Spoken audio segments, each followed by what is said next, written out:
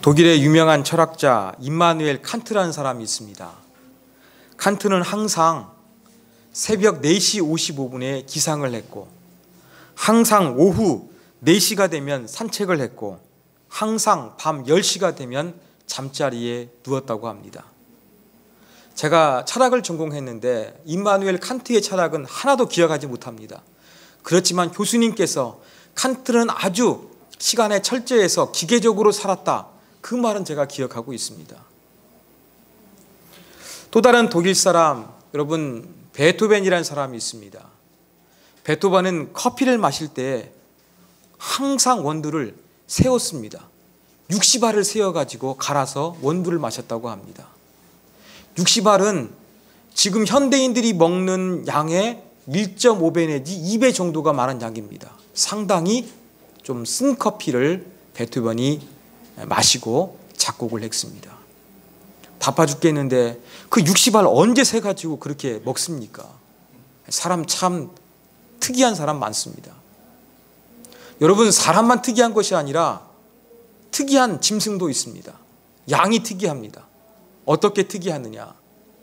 양은 이렇게 사람이 규칙적으로 기계적으로 살아가는 것처럼 양도 같은 길로만 다니는 특징이 있는 거예요. 같은 길로만 다니고 또 한 자리에 있으면 그 자리에 머물러 있기를 좋아합니다. 우리가 쉽게 농담 삼아 하는 말, 여기가 좋사오니, 여기가 좋사오니의 특성을 가진 동물이 바로 양이었습니다. 양은 항상 같은 길로 다니고 같은 자리에 머물러 있으니까 어떠한 일이 발생하겠습니까?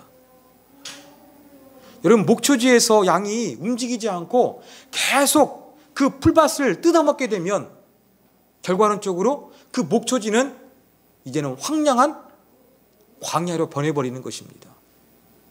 또 양이 같은 곳에서 그렇게 풀을 뜯어먹기 위해서 있다 보면은 땅이 움푹 패이게 됩니다. 땅도 망가진다고 합니다. 또 한 가지, 양이 오랫동안 이동하지 않고 같은 장소에서 머물게 되면 똥과 오줌 배설하지 않습니까? 이 배설물 때문에 기생충과 벌레가 생겨서 양이 병들기가 쉽다고 합니다. 여러분, 이렇게 목초지가 황폐화되고 땅이 망가지고 양이 병들기 전에 목자는 어떻게 해야 되겠습니까? 간단합니다. 양을 데리고 다른 장소로 이동하면 되는 거예요. 다른 물가가 있는 곳, 다른 풀밭이 있는 곳으로 양을 이끌고 가면 해결되는 거예요. 왜냐하면 목초지에 풀이 자랄 수 있는 시간을 줘야 되는데 다 먹어버리면 광야가 되는 거예요. 그러니까 어느 정도 이제 그 풀을 뜯어먹고 자랄 수 있는 시간을 주기 위해서, 이 목초지가 없어지지 않기 위해서 남겨두고 다른 곳으로 이동하는 것이 목자가 해야 될 아주 중요한 역할이었습니다. 그러는 가운데 땅도 안 망가지고 또 양도 병들지 않았던 것입니다. 다윗은 목동이었어요. 그렇기 때문에 목자의 경험을 통해서 양은 항상 같은 곳에 머물러 있는 특성이 있으니까 그대로 내버려두는 것이 아니라 의의 길로 인도해야 한다는 것을 알고 있었습니다. 여기에서 말하는 의의 길은 무엇이겠습니까? 여러분, 양이라는 동물과 연관시켜 생각하게 되면 의의 길이란 위험이 없는 장소, 곁길로 이끌어가지 않는 장소를 의미하는 것입니다. 목자는 양을 위험하지 않는 곳, 곁길이 아닌 좋은 곳으로 인도한다는 것이지요. 이것을 궁극적으로 영적으로 우리가 해석하게 되면 우리 하나님께서는 의의 길, 즉 우리를 하나님의 길로 인도하시는 것으로 그렇게 우리가 해석할 수가 있습니다. 그런데 그 앞에 의의 길로 인도하시는데 앞에 설명하는 단어가 붙어 있습니다. 자기 이름을 위하여 의의 길로 인도하시는 도다, 그렇게 말씀하고 있어요. 우리는 여기에서 잠시 머뭇거리게 됩니다. 왜냐하면 시인 다윗은 다윗 자기 자신을 위하여 인도하시는 것이 아니라 자기 이름, 즉 하나님의 이름을 위하여 인도한다고 표현하기 때문에 그렇습니다. 만일 여러분께서 시편 23편을 기록하게 되는 시인이라고 생각하면 여러분들을 인도해 주신 하나님을 어떻게 표현하시겠습니까? 나를 인도해 주시는 하나님, 이렇게 표현하기 쉽지, 하나님의 이름을 위하여 나를 인도해 주신 하나님, 이렇게 표현하기가 쉽지 않은 것입니다. 왜 그렇습니까? 하나님이 나를 특별히 여기사 나 하나만을 위해서 그 위대하신 일을 행하시는 것이 너무나 기쁘고 좋기 때문에 그렇습니다. 이것은 우리의 영적 자존감이 올라갑니다. 하나님은 다른 사람보다 나를 더 특별히 사랑하셔서 나에게 특별히 은혜를 주시고 나에게 특별히 좋은 꼴이 있는 곳으로 인도해 주시는 분이시오. 이러한 생각을 하게 되면 나는 하나님께 특별한 존재요, 나는 하나님께 사랑받는 존재라는 영적인 자존감이 올라가게 되어 있습니다. 그런데 다윗 자기 자신을 위하여 인도해 주시는 하나님이 아니라 하나님 자기 이름을 위하여 인도해 주시는 하나님으로 고백하고 있습니다. 우리는 그 이유를 조금 살펴봐야 되겠습니다. 만약에 제가 여러분을 도와드릴 때 여러분 자체를 위하여 도와드리면 좋겠습니까? 아니면은 정성수라는 제 이름을 위하여 도와드리는 것이 좋겠습니까? 뭐가 더 여러분 도움이 될 것 같습니까? 얼핏 생각하면 제 이름보다는 여러분 자체를 소중히 여겨가지고 도와주는 것이 훨씬 더 좋아 보입니다. 그런데 한 번 더 깊이 생각하면 꼭 그런 것은 아닙니다. 제가 예를 들어서 설명해 보겠습니다. 자, 제가 아끼고 사랑하는 사람이 있습니다. 이 자리에서 제가 한 사람 한번 지칭해 볼게요. 우리 조용심 성도님을 제가 아끼고 사랑합니다. 오랫동안 방황하다가 다시 이제 신앙생활 너무 이뻐가지고 참 마음에 들었습니다. 또 이렇게 안 믿는 남편, 또 시어머니, 아들들을 위해서 노력하는 모습이 참 마음에 너무 좋았습니다. 그래서 조용심 성도님을 위해서 제가 뭔가를 해주고 싶은 그런 마음이 있어가지고 이것저것 많이 도와줬어요. 그런데 경기가 안 좋아지다 보니까 제 주머니가 얇아지고, 또 주머니가 얇아지다 보니까 마음에 여유가 없는 거예요. 그러다 보니까 이제 조용심 성도님을 도와줄 만한 그러한 여건이 안 되는 거예요. 도와주려는 것이 부담이 되는 거예요. 근데 가만히 생각해 보면 내가 좋아서 했지 내가 도와줄 의무가 없는 거예요. 그러니까 안 하면 되는 거예요. 그런데 동일하게 이제는 제가 조용신 성도님을 도와주는데 조용신 성도님을 위해 도와주는 것이 아니라 제 이름 때문에 도와주는 것, 딱 그것만 다릅니다.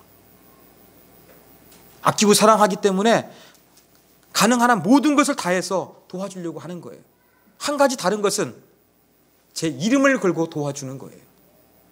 자, 그럼 뭐가 달라지겠습니까? 조용신 성도님을 위해서 도와줄 때에는 내게 의무감이 없고, 또 내가 조용신 성도님이 싫어지게 되면 그냥 안 도와주면 되는 거예요. 관계를 느슨하게 끌고 가면 끝나는 거예요. 그런데 제 명예를 걸었어요. 그러면 다른 사람들이 다 나를 쳐다보고 있는데 조금 쟤한테 서운하게 했다고 제가 안 도와주게 되면 사람들이 저를 뭐라고 하겠습니까? 욕하죠. 제가 욕을 먹다 보면 제 이름이 실추가 되겠죠. 그렇다 보면은 저는 제 이름을 걸고 도와줬기 때문에 어려워져도 이걸 중단할 수가 없는 거예요. 왜? 도와준다고 했다가 조금 어려워지니까 금방 돌아서 버리는 저 나쁜 사람, 저 이기적인 사람, 갈대처럼 흔들리는 사람이라는 걸로 정성수의 명예가 더럽혀지기 때문에 제 이름을 지키기 위해서는 어떻게 합니까? 힘들고 어려워도 도와주게 되는 것입니다. 사랑하는 여러분, 다윗은 이러한 하나님을 깨달았습니다. 다윗은 나만 도와주면 끝나는 하나님, 나만 복을 주시면 그 전부이신 하나님, 그 하나님이 아니라 하나님은 나를 사랑하시지만 내가 잘할 때만, 내가 마음에 들 때만 사랑해 주시는 분이 아니라 하나님의 그 거룩하신 이름, 하나님의 그 명예가 있는데 그 명예를 지키시기 위해서 나를 사랑해 주시는 분이라고 다윗은 고백하고 있는 것입니다. 이것이 바로 다윗의 위대한 신앙이었습니다. 이렇게 이름을 걸고 하게 되면 뭔가가 달라지게 되어 있는 것입니다. 여러분, 왜 이름이 필요할까요? 이름이 없으면 특정한 어떠한 한 개체를, 한 사람을 우리가 지목하기가 쉽지 않습니다. 여기에서 제가 우리 한 권사님을 제가 지칭하려고 그러는데 이름이 없어요. 한 권사님이. 그러면은 여기서 세 번째 줄 끝에서 몇 번째 앉으신 분, 이렇게 말하려면 얼마나 복잡합니까? 근데 이름이 있으니까 다른 수많은 개체들로부터 어떤 고유함을 더해주는 것이 바로 이름입니다. 근데 이름은 이러한 다른 개체들과 구별해주는 그 이상의 기능을 가지고 있는 것입니다. 제 이름은 정성수예요. 저희 아버지께서 거룩할 성자, 빼어날 숫자라는 이름으로 지어주셨습니다. 거룩한 하나님의 사람들이 많은데 그 중에서도 훌륭한 사람이 되라, 특출한 사람이 되라는 그런 의미로서 아버지께서 저한테 성수라는 이름을 지어주셨습니다. 저는 그 이름의 해석을 들을 때마다 저는 기분이 좋아졌습니다. 그러면서 저를 다른 사람과 구별하는 그러한 이름으로만 사용하는 것이 아니라 내가 하나님 앞에서 어떠한 사람으로 살아갈 것인가 다시 한번 생각하게 되는 것이 바로 이름이 가지고 있는 의미입니다. 이뿐 아닙니다. 우리 조상들을 보십시오. 예를 들어 가지고 저한테 자네 아버님 이름이 어떻게 되나 이렇게 물으면 옛날 시대에는 이렇게 대답했습니다. 네, 아버님의 존함은 정자, 복자, 문자입니다. 왜 이렇게 복잡하게 말합니까? 간단하게 이름 말하면 되지? 거기에는 이름을 무슨 자 이야기하면서 아버님에 대한 존경심을 담는 거예요. 아버지에 대한 사랑의 마음을 담는 거예요. 이름 가운데는 이러한 의미를 부여했던 것이 우리나라의 정서입니다. 그런데요, 히브리 사람은 우리 민족보다 더하면 더했지 덜하지는 않았습니다. 히브리 사람들에게 이름은 정말로 중요했어요. 우리가 생각하는 것보다 훨씬 더 중요했다는 것입니다. 그래서 그 사람의 존재, 그 사람의 됨됨이가 바뀌게 되면 성경에 보면 이름이 바뀌어지는 경우가 많이 있습니다. 대표적인 인물이 누구냐? 아브라함이에요. 원래 아브라함의 이름은 아브람이었어요. 아브람의 이름의 뜻은 존귀한 아버지예요. 존귀한 아버지. 그런데 하나님께서 아브라함의 이름을 아브라함으로 바꿔주셨어요. 그 이름의 뜻은 많은 사람의 아버지라는 뜻입니다. 왜 그렇습니까? 하나님께서 아브라함을 선택하셔서 이제 위대한 하나님의 민족을 이루는 믿음의 조상으로 사용하기를 원하셨기 때문에 아브라함에서 아브라함으로 바꾸어 주신 것입니다. 동일한 이유 때문에 그의 아내 사레를 사라로 바꾸어 주셨습니다. 이기적인 그러한 야곱이 이스라엘로 하나님께서 바꾸어 주셨습니다. 신학시대에도 마찬가지입니다. 여러분, 신학 성경을 보다 보면 예수님께서 시몬이라는 사람의 이름을 베드로로 바꿔주셨어요. 반석이란 뜻입니다. 이제는 예수님의 수제자가 되어서 복음을 증거하는 굳건한 사람이 되라는 의미에서 이 베드로라는 이름을 허락하여 주신 것입니다. 또 사도행전에 보면 구브로에 좀 부자인 사람이 있었습니다. 요셉이었어요. 그런데 이 사람은 정말로 사람을 잘 격려하고 위로하는 특징을 가지고 있습니다. 그러니까 이 요셉을 사람들이 무엇으로 부르게 되었느냐? 바나바라 불렀습니다. 그 이름의 뜻은 격려의 아들이라는 것입니다. 바나바를 만나면 격려를 받는 거예요. 그러다 보니까 요셉이 아니라 격려의 아들이란 그러한 이름을 사람들이 불러주게 된 것입니다. 자, 이걸 볼 때 성경에서 이름은 무엇입니까? 그 사람의 됨됨이, 그 사람이 어떠한 인격을 가지고 있느냐, 그 사람이 하나님 앞에서 어떠한 특징을 가지고 있느냐, 이것을 대변해 주는 것이 성경시대의 이름이었습니다. 성경에는 사람의 이름만 등장하는 것이 아니라 하나님의 이름도 등장합니다. 하나님의 이름을 다룰 때도 하나님 뭐라고 말씀하셨습니까? 대표적으로 우리 10계명 중에서 제3계명입니다. 제3계명에 보면 하나님 이렇게 말씀하셨습니다. 내 이름을 망령되이 일컫지 말라.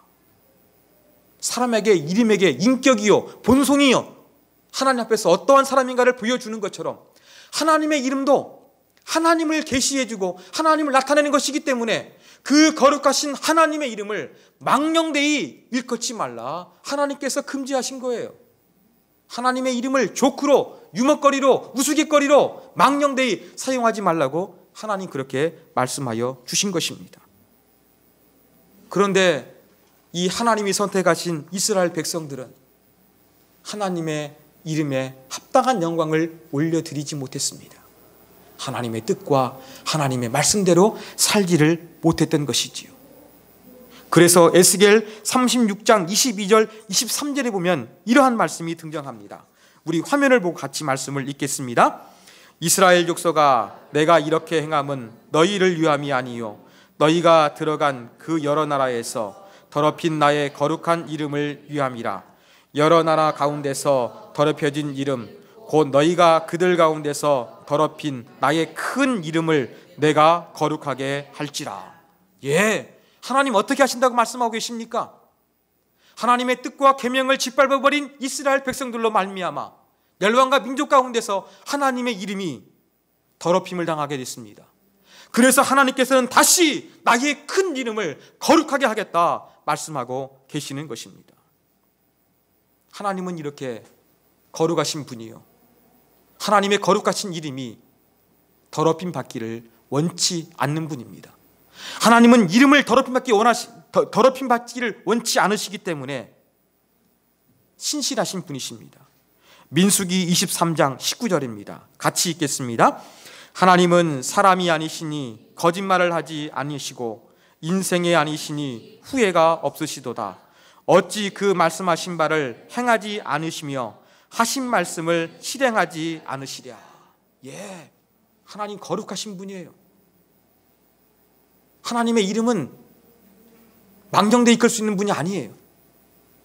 그래서 하나님은 그 거룩하신 이름이 더럽히지 않기 위해서 어떻게 하시는 분이십니까? 말씀하신 것을 반드시 지키는 성실하신 하나님, 신실하신 하나님, 변함이 없는 하나님으로 그렇게 소개하고 있는 것입니다. 다윗은 이러한 하나님을 알았습니다. 다윗은 이러한 하나님을 분명히 알았기 때문에 나 다윗을 위하여 인도해 주시는 하나님이 아니라 그 거룩하신 하나님의 이름을 위하여 인도해 주시는 하나님이라고 고백할 수가 있던 것이었습니다. 우리 중에는 이러한 신앙 가진 사람이 있습니다. 다른 사람이 잘 살거나 못 살거나 관심 없어요. 오직 하나님께서 내 가정, 나에게만 복을 주시면 끝나는 거예요. 이건 어떠한 신앙입니까? 자기 중심적인 신앙입니다. 이기적인 신앙이에요. 다윗은 이러한 신앙을 뛰어넘었던 것입니다. 또 다윗은 기복적인 신앙을 뛰어넘었어요. 내가 복받으면 돼. 내가 하나님께 축복받으면 돼. 내가 하나님께 다른 사람보다 사랑받으면 돼. 여러분, 이걸 초월했던 사람이 바로 다윗이었어요. 그래서 하나님이 어떠한 분인가를 분명히 알았던 거예요.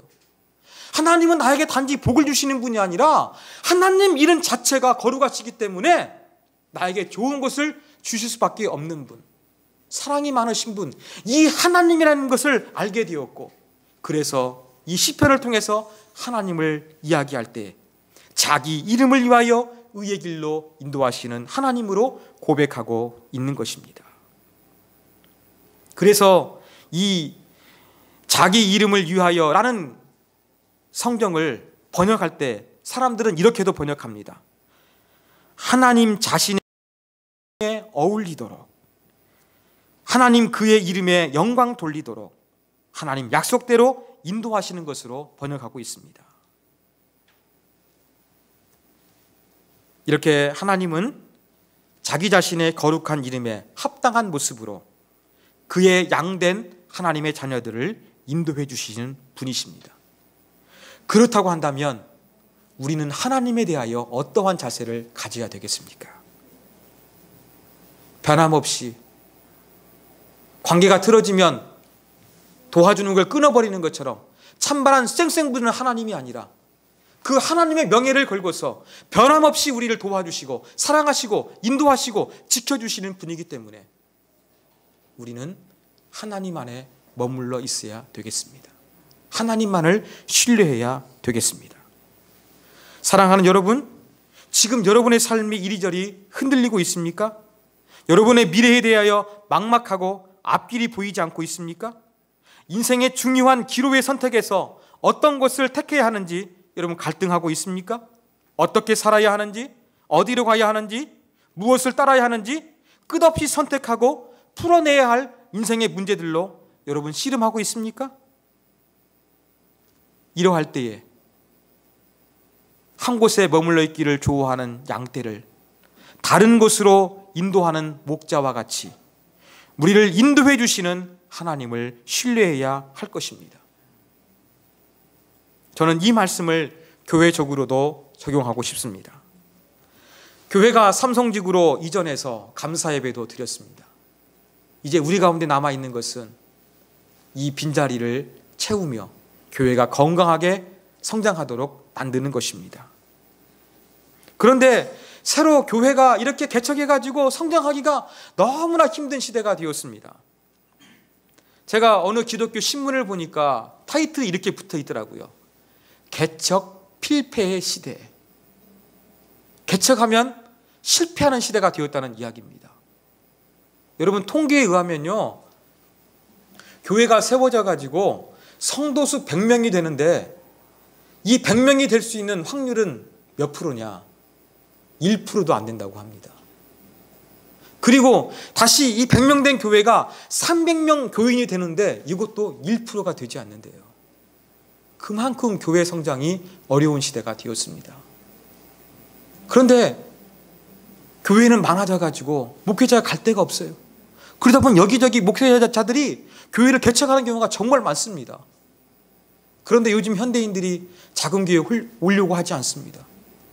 너무나 힘들고 어려운 시대가 되었습니다. 그러다 보니까 이 연약한 교회 구조를 탈피하기 위해서 수단과 방법을 안 가리게 됩니다. 제가 신문을 보니까 저 수원에 있는 어느 감리교회는요, 교회 나오시는 분들한테 배당금을 드린다고 합니다. 한 주일에 한 가정당 10,000원씩 드립니다. 교회가 부흥하면 더 드립니다. 이런 교회도 있는 거예요. 여러분, 어려운 시대에서 이 교회를 부흥시키기 위해서 수단과 방법을 가리지 않는 그러한 시대가 되었습니다. 또 이러한 우리의 마음을 합리화시키는 성경 구절도 있지 않습니까? 예수님 말씀하셨어요. 강건하여 데려다가 내 집을 채우라. 이 말은 전도의 열정을 가지라는 이야기인데 수단과 방법을 가리지 않고 교회당 채우는 것을 오해하고 있는 거예요. 이건 아닙니다. 여러분, 저도 이런 시대를 살고 있기 때문에 저에게도 왜 고민이 없겠습니까? 어떻게 해야 될 것인가? 저도 다른 목사님들과 다를 바 없는 부족한 종입니다. 그렇기 때문에 고민이 됩니다. 그래도 뭔가 교회가 달라지기 위해서 좀 다른 교회 전도지하고 차별화를 시켜보자, 그런 생각을 하게 돼가지고 광고책을 열심히 읽었습니다. 읽다 보니까 여러분 2등과 3등 기업은요, 광고할 때 저돌적이에요. 1등을 물고 늘어져가지고 끄집어 내려야 되는 거예요. 그러니까 개척교회니까 큰 교회 물고 늘어뜨릴까, 그런 생각도 해봤어요. 그런데 주님의 교회를 그렇게 헐뜯으면 되겠습니까? 이건 아니다 싶었습니다. 또 광고 천재 이재석 씨가 쓴 책들을 보니까 그분은 미국가 성공했는데 언어가 잘 안 되니까 그림을 통해 가지고, 이미지를 통해 가지고 광고 효과를 아주 극대화시킨 사람이었습니다. 저도 막 그런 생각을 해봤습니다. 이렇게 고민하던 중 제가 새벽기도 때 이 본문 가운데서 제가 은혜를 받게 됐습니다. 어떠한 구절이냐? 예수님께서 12제자를 둘씩 짝을 지어서 파송하는 대목이었습니다. 예수님께서 12제자를 파송하시면서 너희가 신발하고 지팡이만 가져라. 너희가 돈이나 먹을 양식이나 이런 거 전부 다 갖지 말라 그랬습니다. 여행 필수품이에요. 그 당시에는. 여러분, 낯선 곳에서 누가 나를 환영해 줄지도 모르는데 식량도 없고 돈도 없으면 어떻게 살아갑니까? 근데 예수님께서는 왜 이렇게 극단적인 명령을 내렸겠습니까?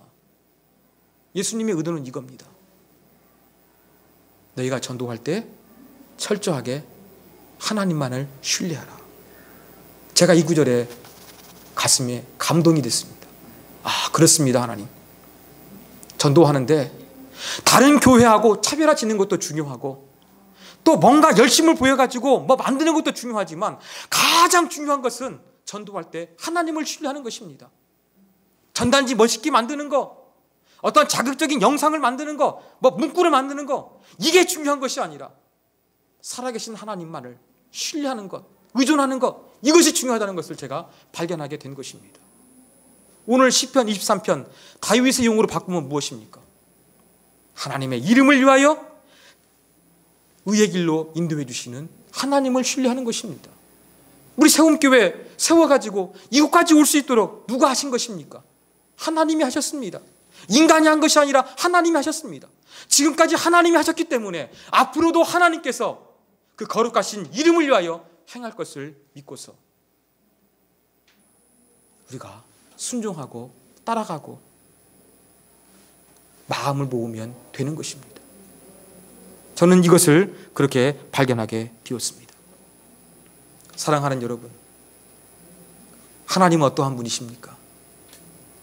저와 여러분을 자기 이름을 위하여 의의 길로 인도해 주는 분이십니다. 나만을 위하는 하나님, 그 자아중심적이고 이기적이고 기복적인 신앙에서 저와 여러분이 벗어나기를 원합니다. 다윗이 하나님이 어떠한 분인가 분명히 만나가지고 거룩하신 하나님의 명예를 위하여 나를 인도해 주시는 하나님을 발견했던 것처럼 내가 때로는 절망하고 때로는 내가 넘어지고 내가 하나님의 뜻과 반대로 간다 할지라도 하나님의 명예를 걸고 끝까지 나를 사랑해 주시고 지켜주시고 인도해 주시는 그 하나님, 그 하나님을 만나는 저와 여러분이 되기를 소망합니다. 그리고 그 하나님을 붙잡고 한 주간도 승리하시는 세움의 가족이 되기를 주님의 이름으로 축원합니다. 우리 같이 한번 이 말씀 붙들고 기도하기를 원합니다. 하나님의 명예를 위하여 나를 의의 길로 인도해 주시는 하나님을 전적으로 신뢰하며 그 하나님 안에 있는 풍성한 것을 누리며 살게 하여 주옵소서. 우리 기도하도록 하겠습니다. 하나님 아버지, 감사합니다. 오늘도 주의 말씀을 통하여 하나님은 어떠한 분인가 알게 되었습니다. 다윗은 하나님을 어떻게 인식하고 있었는가 우리가 알게 되었습니다. 하나님은 다윗 자기 자신을 위하여 인도해 주시는 하나님이야. 하나님의 거룩하신 그 이름을 걸고서 이름이 합당하게 영광에 합당하시고 인도해 주시는 하나님을 고백하였습니다. 주여, 우리의 신앙도 이렇게 성장할 수 있도록 도와주시고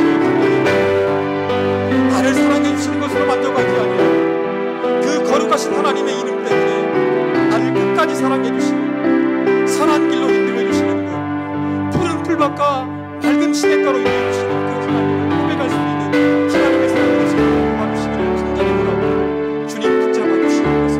주님 함께하여 주시옵소서. 주님 은혜 베풀어 주시기를 간절히 원하고 있습니다. 오 주여, 오 주여, 다윗에 만난 하나님이 나의 하나님이 되기를 원하시고 그동안 하나님을 붙잡고 끌리지 않고 늘 믿음 안에서 승리하는 하나님의 사랑으로서 살아갈 수 있도록 도와주시고 인도하시며 인촉하지 않으며 인도해 주시기를 간절히 원하고 주님 되시고 응답을 주시옵소서.